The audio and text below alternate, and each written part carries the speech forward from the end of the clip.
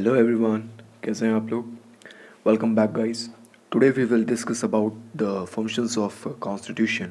As we know, we are already discussed about the functions of a constitution, but in previous class we will discuss only two functions, that is to provide a set of basic laws to coordinate the people of a given society, and second is to specify which institution has the decision making authority in a country or a society. So, without our wasting time, let's start further topics related chapter number first, constitution, why and how. A third functions of a constitution is to limit the powers of the government, or you can say that limitations on the power of the government. Guys, it is very important to set some limitations on the government. Suppose you decided who had the authority to make decisions. But then this authority passed laws that you thought were patently unfair, and it prohibited you from practicing your religion, for instance, or it enjoined that clothes of a certain color were prohibited, or that you were not free to sing certain songs, or that people who belong to a particular group, that is caste or religion, would always have to serve others and would not be allowed to retain any property, or that government could arbitrarily arrest someone, or that only people of a certain skin color would be allowed to draw water from wells. You would obviously think that these laws were unjust and unfair. And even though they were passed by a government that had come into existence, which are based on certain procedures, there would be something obviously unjust about that government enacted these laws. In simple language में आप ये देखिए कि मान लीजिए आपने ये decide कर लिया, फाइनल कर लिया कि डिसीजंस कौन लेगा या कौन डिसीजंस देगा. गाइस, कोई भी गवर्नमेंट जब रूलिंग में आती है तो 100% वो लॉज भी बनाएगी, और जो लॉज उन्होंने बनाए वो लॉज आपको अगर अनफेयर लगते हैं, suppose like I give you example, उस पर्टिकुलर अथॉरिटी ने, उस पर्टिकुलर गवर्नमेंट ने आपको अपने रिलीजन को फॉलो करने से रोक दिया. सपोज सपोज उस गवर्नमेंट ने, उस अथॉरिटी ने ये डिसाइड कर दिया कि आप पर्टिकुलर कलर के क्लोथ्स वगैरह वियर नहीं कर सकते, या उन्होंने ये लॉ बना दिया कि आप पर्टिकुलर कोई सॉन्ग सिंग नहीं कर सकते, या उन्होंने ये लॉ बना दिया कि पर्टिकुलर सोसाइटी में कम्युनिटीज़ जो हैं, जो अलग अलग कास्ट के लोग हैं, पर्टिकुलर कास्ट और पर्टिकुलर रिलीजन के लोगों को हमेशा लोगों की देखभाल करनी पड़ेगी, एक तरह से सबऑर्डिनेट्स बनकर. जो उनको सप्रेस कर रहा है उनको उस पर्टिकुलर कास्ट और पर्टिकुलर रिलीजन, हमेशा जो सप्रेस करने वाले लोग हैं उनका जो ऑपरेशन है, जो अत्याचार है, वो सहना पड़ेगा.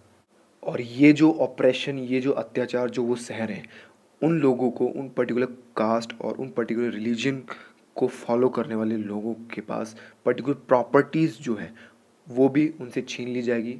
उनसे उनको वो अधिकार भी नहीं दिया जाएगा कि वो अपनी सेल्फ प्रॉपर्टी बना सकें या रख सकें उसको. जो आपने गवर्नमेंट चूज़ की है, सेलेक्ट की है, सपोज़ उस गवर्नमेंट ने या उस अथॉरिटी ने ये डिसाइड किया कि हाँ, हम किसी को भी अननेसेसरी अरेस्ट कर सकते हैं, ठीक है, अपने मन मुताबिक.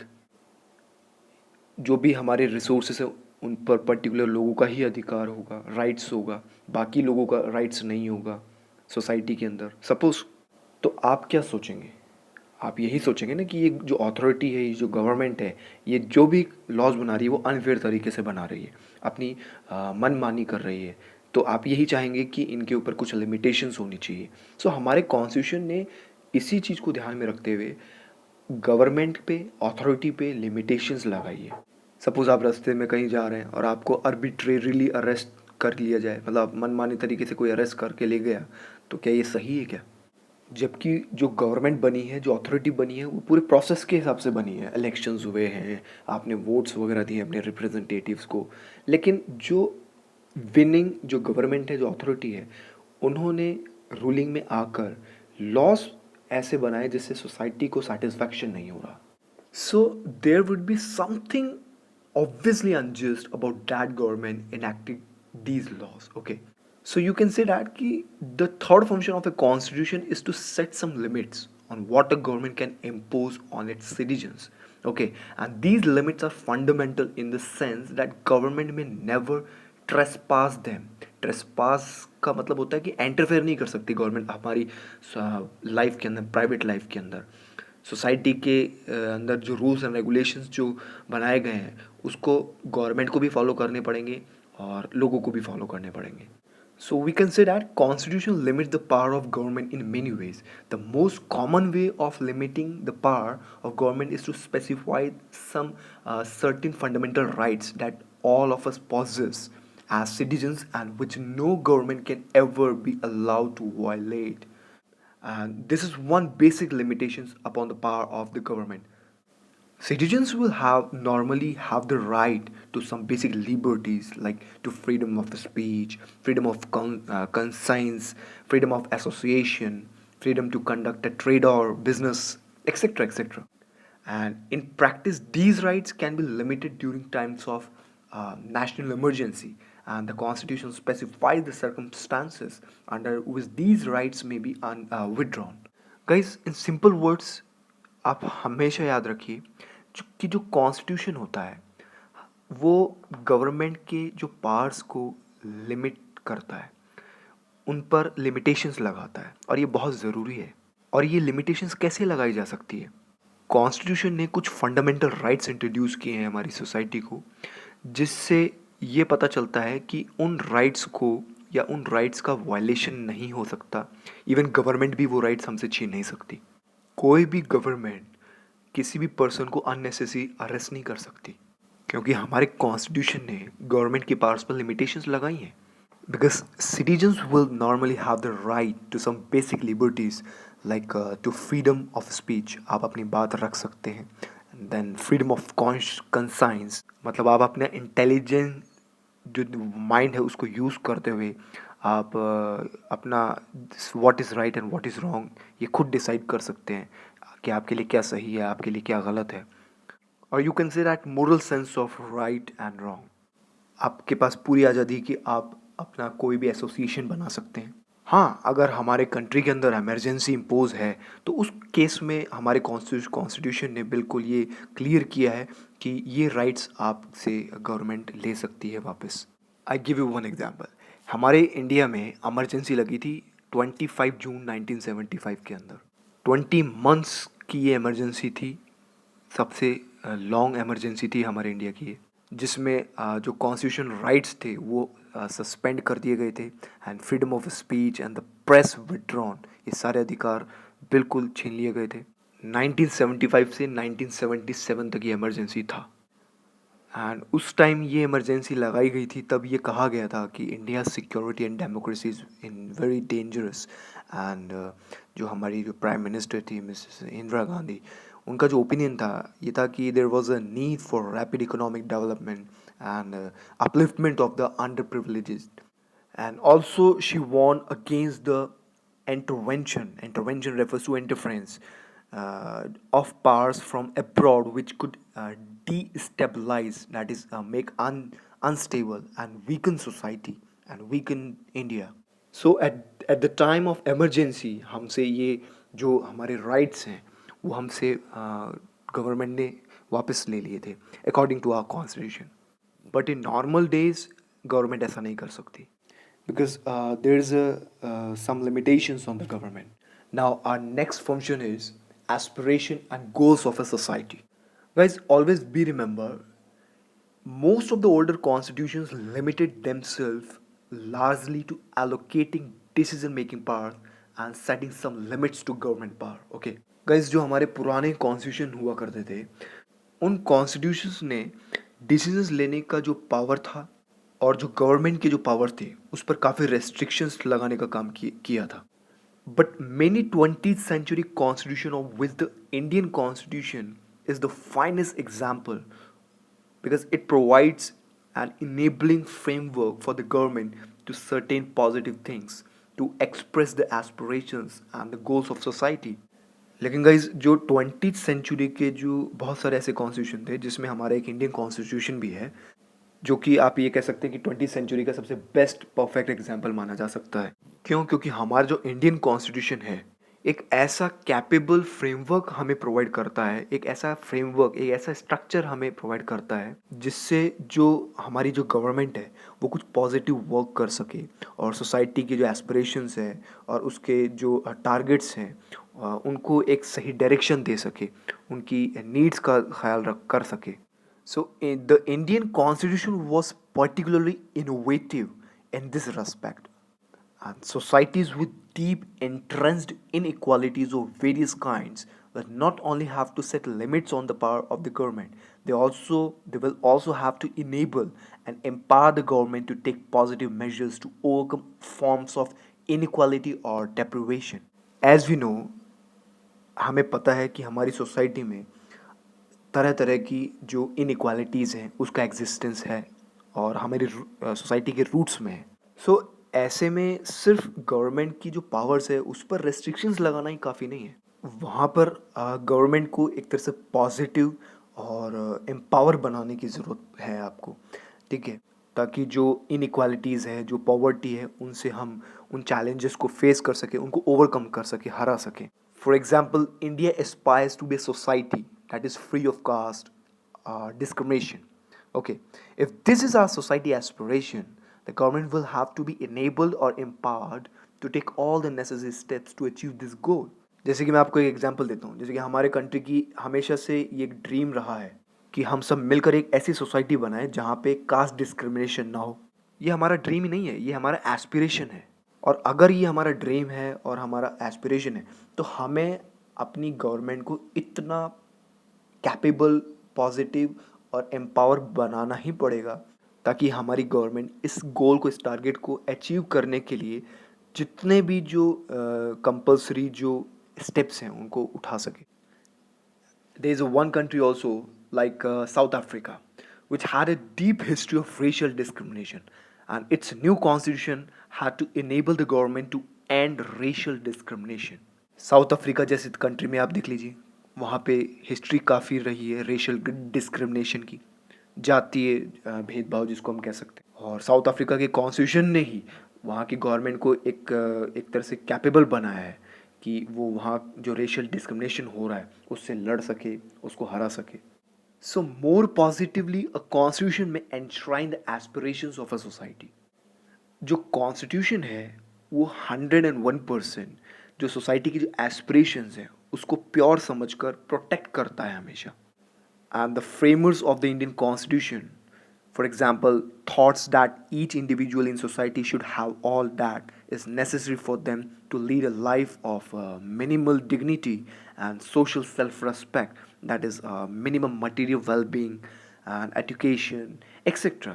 और इसी तरह इंडिया के केस में भी यही है कि जो हमारे जो कॉन्स्टिट्यूशन मेकर्स थे उनकी हमेशा से ये इच्छा थी कि सोसाइटी के हर इंसान को बेसिक और जो उसका अधिकार है, जो उसके राइट्स हैं, चाहे वो एजुकेशन का हो, ठीक है, वो सब कुछ उसे मिले जो जिस चीज़ पे उसका राइट है, बर्थली राइट है. एज अ इंडियन सिटीजन जिन चीज़ों पे आपका अधिकार, अगर वो चीज़ें आपकी मिलेगी तो आप अपनी लाइफ को एक प्रॉपर तरीके से डिग्निटी के साथ और सोशल सेल्फ रेस्पेक्ट के साथ आगे कंटिन्यू कर सकते हैं. And the Indian Constitution enables the government to take positive welfare measures, some of which are legally enforceable. और जो इंडियन कॉन्स्टिट्यूशन है, हमारा जो इंडियन कॉन्स्टिट्यूशन है वो हमारी गवर्नमेंट को, इंडियन गवर्नमेंट को ये पूरी तरह से फ्रीडम देता है कि हमारी गवर्नमेंट पॉजिटिव वेलफेयर मेजर्स ले सके सोसाइटी के लिए और लीगली उनको इम्प्लीमेंट भी कर सके. And as we go on studying the Indian Constitution, we shall find that such enabling provisions have the support of the preamble to our Constitution. And these provisions are found in the section on fundamental rights. जैसे जैसे हम हमारे Indian constitution को study करते हैं तो हमें ये पता चलता है कि हमारे कॉन्स्टिट्यूशन में कुछ प्रीएम्बल्स भी हैं और ये हमारे जो कॉन्स्टिट्यूशन है उसके जो फंडामेंटल राइट्स वाला जो पार्ट है वहाँ पे ये पाए जाते हैं. And the directive principles of state of policy also enjoin the government, okay, to fulfill certain aspirations of the people. Preambles में जैसे हमारे पास sovereign है, socialist है, secular है.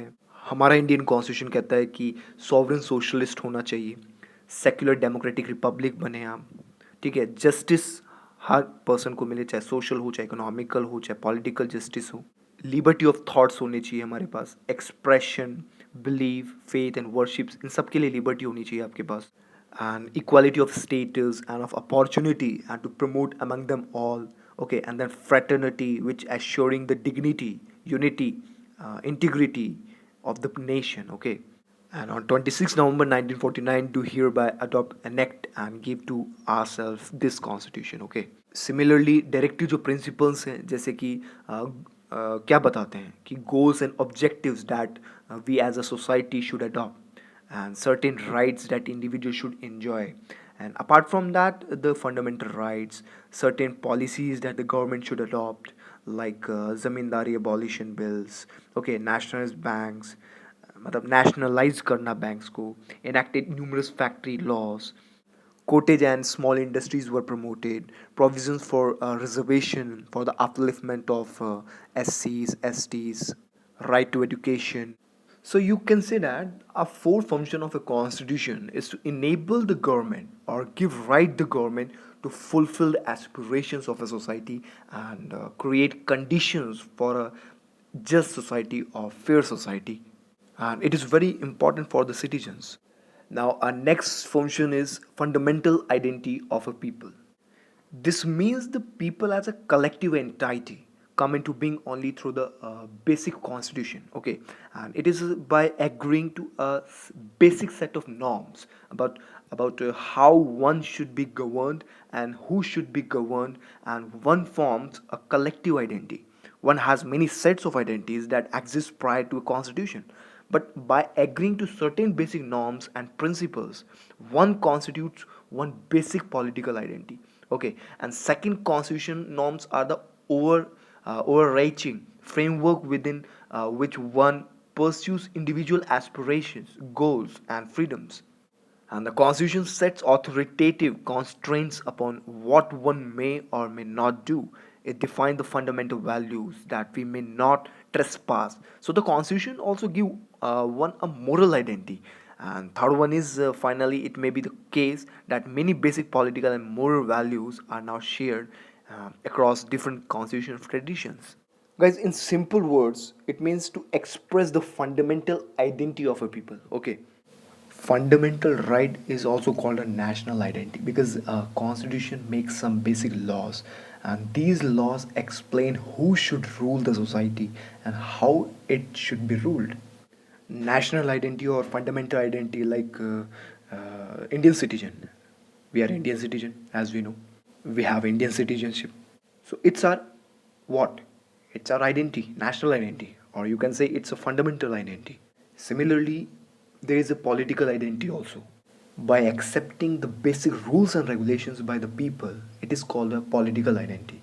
And there is a one identity also, that is a moral identity, which means that should what should do and what should not be do, and it represents the values of society. That is why it is called a moral identity. Guys, our next topic is the authority of a constitution. मतलब हम यहाँ पढ़ेंगे कि constitution के पास कितना power है. Guys, there are three further questions we can ask about the constitution. That is, what is a constitution? How effective is the constitution? And is a constitution just? Constitution से related हम three questions कर सकते हैं, जैसे कि constitution क्या होता है, कॉन्स्टिट्यूशन कितना इन्फ्लुएंसिव है, कितना अफेक्टिव है, और क्या कॉन्स्टिट्यूशन जस्ट है, फेयर है, जस्टिस प्रोवाइड करवाता है सोसाइटी को. Guys, in most countries actually जो कॉन्स्टिट्यूशन होता है, it is a very compact document that comprises a number of articles about the state, specifying how the state is to be constituted and what norms it should follow. When we ask about for the constitution of a country, we are usually referring to this document. But some countries, like the UK, for instance, do not have one single document that can be called the constitution. Rather, they have a series of documents, and this is that taken collectively and are referred to as the constitution. So we can say that constitution is the document or set of documents that seeks to perform the functions that we mentioned. But many constitutions around the world exist only on paper. They are mere words existing on a parchment, ठीक है. And the crucial question is how effective is the constitution, what make it effective, what ensures that it has a real impact on the lives of the people.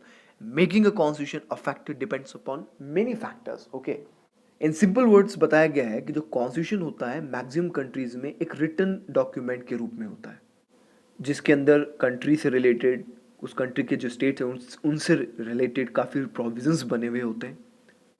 वो जितने भी provisions हैं जो constitution में mention है रिटनली, वो ये बताते हैं कि स्टेट का कैसे फ्रेम होगा या स्टेट कैसे कॉन्स्टिट्यूट होगा, और उस कंट्री को किन प्रिंसिपल्स को फॉलो करना पड़ेगा. जब हम किसी कंट्री की कॉन्स्टिट्यूशन की बात करते हैं तो नॉर्मली होता क्या है कि हम उसी रिटन डॉक्यूमेंट की ही बात कर रहे हैं जो उस कंट्री के कॉन्स्टिट्यूशन जो मेकर्स थे उन्होंने रेडी किया था, जैसे कि हमारा इंडियन कॉन्स्टिट्यूशन.